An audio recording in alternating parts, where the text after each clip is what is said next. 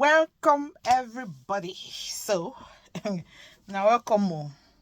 Thank you guys for watching my video. Please like, subscribe. I'm back in the game. I've been off for a while, dealing with some professional stuff, getting my career straightened out. I had to do a couple of things, had too many projects here and there, but I'm more settled now. And I'm so excited for this series I'm about to start, right? I'm gonna be starting first of all a two-part series, which this video is all about. And the theme of the video, like you guys have seen, is coming to America is not for the faint-hearted. You know, if you're planning, that's I'm not even talking about you arriving here. If you're planning to come to the US, if you're planning to Japa, the way the Nigerians call it, it's not for the faint-hearted, right? Japaing or leaving Cameroon or leaving Africa is not a day's project. It's not a year's project. It could be a 3-year project, 4-year project. For me, it was 4 years. I was in between things. I mean, that's why my story comes in. I'm going to tell you guys my stories. My story is a story of happiness, sorrow, friendship, what have you, So it's something I love talking about. I'm so passionate about, and people always want me to share my story. So that is why I'm starting this new series. I'm coming back. I'm talking about life, not all about finances. I'll have financial series that will come up. I'll talk about other things like maybe life insurance, 401ks, other things in the future. And I'll also be seeing how I can get more resources to give to you guys, right? So before I came to the US, I came to the US in 2016. But I graduated from the University of Buea, that's in Cameroon. For those that are not Cameroonians, it's a city in Cameroon. It's called Buea. So I was going to the University of Buea, right? Graduated, had so much perspective for life. I did not, I mean, going abroad would have been a great thing, but I was so open-minded. I thought I could make it in Cameroon. I thought I could succeed in Cameroon. There was nothing that told me I couldn't succeed. But guess what? Even with us being so negative about how the economy was, I had so much hope in that country. I won't lie. I'm still a Cameroonian. Might remain for a long time, before I transition. I don't even know yet if I even want to become an American, to be sincere, because I love where I come from. I am a proud Cameroonian, as I will call myself. But Cameroon made me to, just throw off all that hope through the window. But even still, I still have good stories. I have stories of love for that country. I would not say anything. Anybody I meet that is not Cameroonian would think Cameroon is the best place to be when they talk to me, right? But within me, I know I had a lot of failures being in that country. Not because I was meant to fail, but because of the nature of the country. So when I graduated, want to give a shout out to my auntie. My auntie was very instrumental in my life. She gave me a lot of advice. She kind of helped me to be able to look at that finance route. My parents did. So they did a good job to educate me. They did a good job to tell me what to do. I went in for banking and finance because I was like, they were like, look, this is an industry that is booming. This is an industry that is coming up in Cameroon. We are sure that if you do it, you can get a good job and stuff. And I was so diligent in my studies. When I tell you, some people will go and party, I would not party. I will make sure I read for my exams. I made sure I made my parents proud, I made sure I made my parents proud. I did not want to fail as a daughter, right? I did that. But When I graduated, even with me having internship experience, I looked for job too. I applied for jobs, but wait a minute. When I mean an interview, if I want to count the amount of jobs I applied to in that country, I don't know who I didn't speak to. I don't know who I did not talk to. I did not know who I pitched every single thing about myself out there. I'm confident about that. Nobody can tell me otherwise. I put applications every single place I could put an application at. But Cameroon showed me that Cameroon is Cameroon. Cameroon showed me Cameroon is Cameroon, you know. But nevertheless, I always tell God, maybe Cameroon was not my destination, you know. Maybe Cameroon was not the end of my journey. And maybe Cameroon still is the end of my journey, but I don't know yet because I don't see that, you know. I don't see Cameroon in my portfolio, to be sincere, right now. So when I finished school, applied for jobs were not coming forth. It wasn't coming forth, and I started being depressed. Depressions would do a lot of things to you. Depression would make you feel like you're worthless. You look at other people like they are better than you. I used to sit and I used to think something was wrong with me. I used to look at my friends that got jobs and be like, okay, what am I not doing right? You know, what's going on with me? What's wrong with me? Is there something I'm not doing? I sought all kind of advice I could seek. It wasn't working. So lo and behold, you know, even in the background, my family, my dad, my mom, they were trying to make me, you know, go abroad. I thought that would be the easy way, but that even made me it made me feel worse than not getting a job in Cameroon. I swear. When I was embarking into the journey of like, okay, let me get into this thing, let me try US, Canada, Europe, what have you, okay? That was even worse. I tell you guys, that was worse. Because I came to find out, first of all, if you want to travel out of the country, you have to be a rich person's daughter or son. When I say that, I'm saying that outrightly. I am not mixing my words.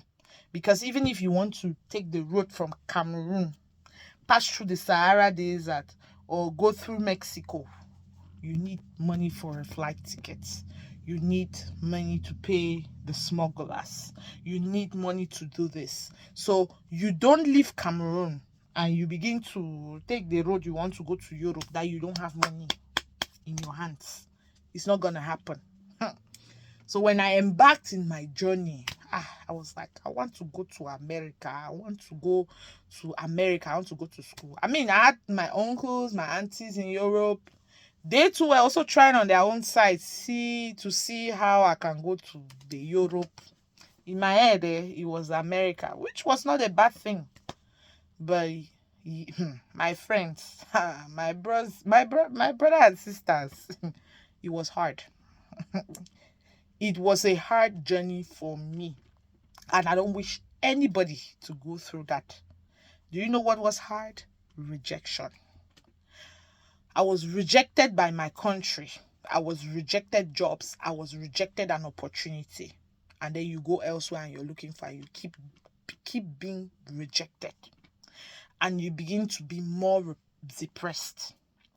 The first time I went in for a visa to go to the United States, found a school, did everything you can do. I did every single thing. Went for seminars at the embassy, did this, did that. I wrote my GMAT. I passed. Like, I mean, I had a score that got me accepted. I'm not gonna say flying colors because that didn't happen. No, I didn't make it like that. I was just there. you know. But I had enough that got me in to a university. I was so happy, you know. I mean, my parents are not rich. My parents they're both civil servants, and those that know me know I don't come from the most fortunate family situation ever. Someday I might talk about it because I feel like it's affected my life to this point where I have kids and I have children. So it was, a lot of things. I had to try to convince my dad about me going to America. My dad has always been a good dad. I'm not bashing my dad. But my dad was not so positive about it because he believed there was no money for me to go to America. And that's just the truth. My mom didn't have too much herself, but I just kept believing, that something could happen. And that belief is what pushed me to the wall because I had all these hopes, that this could be my way out. I'm going to make it. I'll go to America, go to school. But there's so much I didn't know at that time. And what I can tell you guys now is that if I'd come to America at that time, I'm not sure I would be where I'm at right now. And I'm going to tell you guys down the line, maybe in my part 2, why I'm saying what I'm saying. So I went to the embassy. The first person that interviewed me was quite nice, needed more documents for me to submit. I was positive. Went in, came back the next time to submit the following documents, met someone else, and with no explanation, I wasn't given a visa, I was depressed. I was very, very, very depressed. Okay? I was so depressed that I didn't leave the house for days. My mom had to talk to me and all of that. I was heartbroken because all my eggs I had put in the American basket. And that's why I keep telling people in Cameroon. Some people don't understand and they'll be like, you're already in America. Why are you advising us? I'm advising based on my experience. Make use of what you have while you're in Cameroon because I realized so much time I lost. How much time I lost?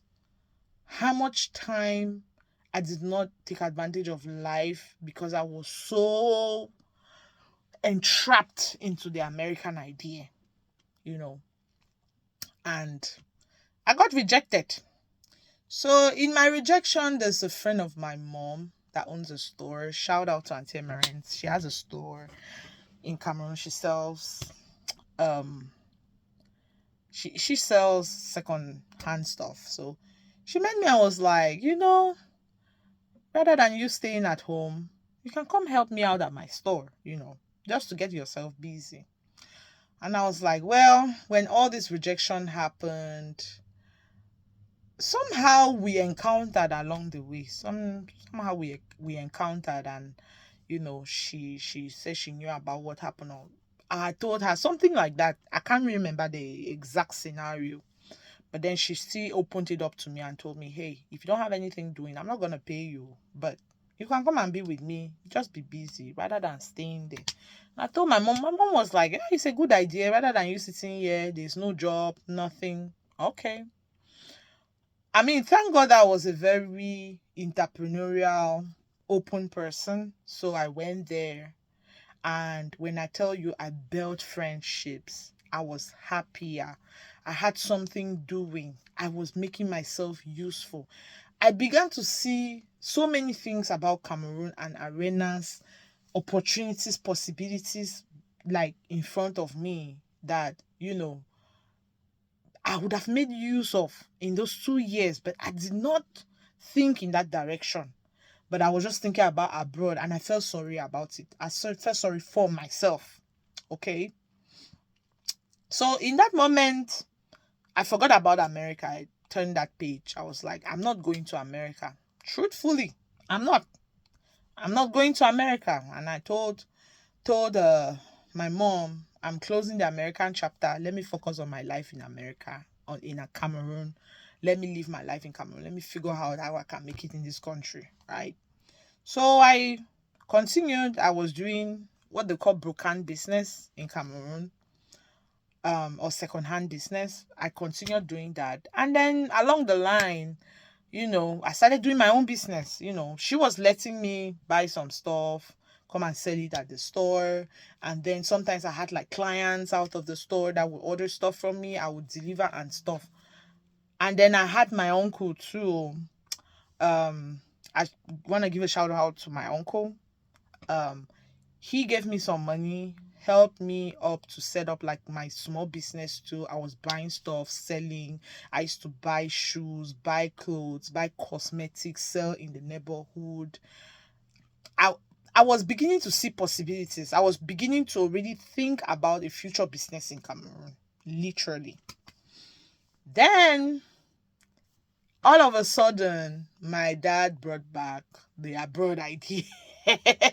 He was like, "Hey, I have a friend. His kids are in Canada, whatever, whatever." I mean, I still did not close my head completely to that. I was like, "Okay, let's try Canada." But what was different this time is, right? And that is why I tell people, while you're trying to go abroad, have something doing. I'm telling you, so you don't go into depression. abroad abroad plans can depress you. When I say it can depress you, that is it depresses you to the point where it feels like you commit suicide. But you need a good support system for you not to fall into that. So we tried Canada. Yeah, I was so positive about that Canada. I was like, they would take me, blah blah blah. My dad was like, no, Canada is easy, blah blah. We did the Canada thing. Well, it is still did not work. I got I got rejected for the Canadian visa still. And I mean, when I got rejected, I felt bad, but it could never be compared to the American depression, no. Because the American depression I had nothing doing, but the Canadian one, at least I had my business there. So I was surviving on something while the Canada did not work. In the meantime, too, I had my uncle and my aunties. They were also trying Germany there, but for some reason, I did not want to go to Europe. I've never wanted. I'd prefer me to stay in Cameroon and go to Europe. If you ask me, for some reason, I did not feel Europe. Really did not feel it, but I did not refuse it at the same time. I just kept going. Whatever they needed from me, I gave them. I searched for schools in Europe. I did not reject it, but I just did not feel it. You understand? So when that happened, as I said, I thought this was a final ceiling on this American Canada thing. I thought this was chapter closed. When I tell you guys, in your times of trial, right? That's the time that God tests you the most. I did not give up on God for my life. I really did not. And I've never given up on God for this life that I have. I continued thanking God and I continued praying to Him. And I kept telling God, whatever plans you have for me in stock, I would receive it. But when that Canadian thing happened, I actually already started talking with my dad on starting a business. He actually had volunteered to give me an amount of money, like a huge amount of money, to start my business in Cameroon. So we're just trying to get contacts. I was trying to see if I can do like the China line or, start bringing things from out of the country, open my own store, sell, because I was good at it. That's why down the line, I'm going to talk about my life in the US and you will see how it ties down to my life because I did sales in the US as well. I was so good at it. I had a good relationship I was working with. I had good relationship with the people I was with at the Buchanan and Double. And it was a good thing to do. I would continue the rest of the video in a part two, like part two of this, when I'll be finishing the video next week. But what is the lesson from this story, right? Have an open mind. Have an open mind. I'm not accusing anybody. I'm not saying that anybody, I'm not pointing a finger at anybody. I'm not saying Cameroonians don't have an open mind. No. But a lot of people now, they believe that there's happiness here in America and there's no happiness in Cameroon. That's not true. You can be happy wherever you want to be, but just make your happiness there. Don't give up on life. Me, I feel like I would have enjoyed more even before I came to America if I had an open mind, right? If I believed more in Cameroon and did not just look at the work aspect and be like, oh, only get a job. I wished I was being educated on other opportunities that could open themselves, like businesses, YouTube, other things that could bring money, other things that could help develop me. At the same time, I cannot blame my parents. My parents didn't know any better. They gave me what the African society taught us, which is you go to school, you finish, you get a job, or you go abroad. So, and I wished other things. Like my father does contracting. I wish my father even involved me in a contracting business. I wish my father involved me in construction business. Maybe we would have run it together. Maybe we would have built an empire together. But at the same time, it's not something you can blame parents about, especially African parents, because that is the mindset. That is what they grew up with. That's what they know. People's minds are shifting. Most parents don't want their children to do what they do because they aspire for their children to do more. So it brings me to the end of the video. You guys should look out for the part 2. I'm gonna do a part 2. I'm gonna talk about the rest of my story before I came to the US, but that's why I just said you were traveling out of the country is not for the faint-hearted. And in general, life after university is not for the weak. You need to be prepared mentally. You need to be prepared psychologically. You need to have the right people by your side giving you the right advice, even while you are in school. Know exactly what your plan A and B are.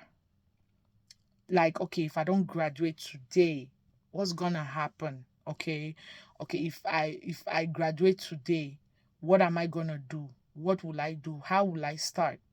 What am I gonna do? Even if being an apprentice in a store or doing hair for a start while you're looking for a job, that's a plan. That's a plan.